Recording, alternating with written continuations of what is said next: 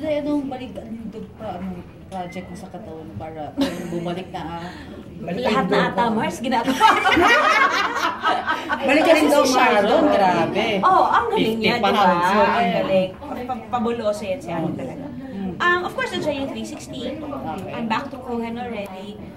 Pero hindi yung strict pa Cohen diet kasi nga, nag-breastfeed pa rin ako. But you know, kumbaga, para lang nag-Cohen delivery ako kasi para lang ano lang yung food intake, babantayan. Okay. Para lang yung pagpasok ng pagkain, medyo mas lesser yung seasoning, yung ganyan ba.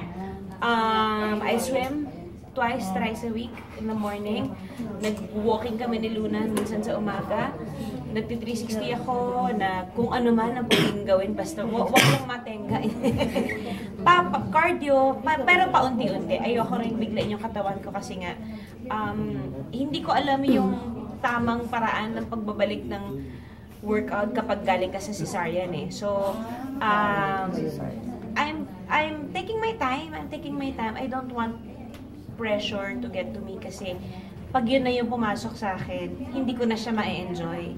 So, ini-enjoy ko yung moment na mataba ako. Hindi naman, ini-enjoy ko yung journey.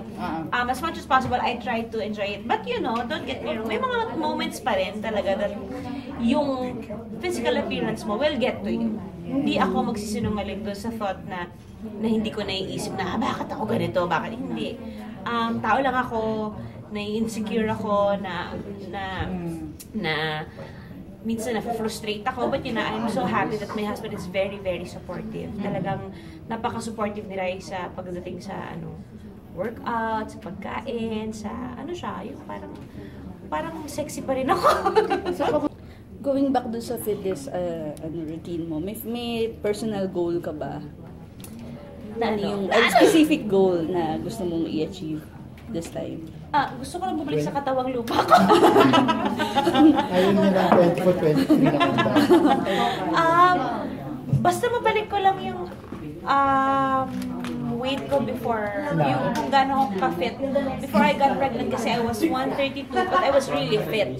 As in, mabigat ako pero malakas ako. Siguro, hindi na ako na dun sa pagpapapayat eh. Dun na lang sa pagiging mas malakas kasi you want nagpantayan mo yung energy ng mga anak mo, yung makapaglaro ka with them. Kasi ano naman gagawin ko sa payat na katawan ko, nanghihina naman ako, di ba?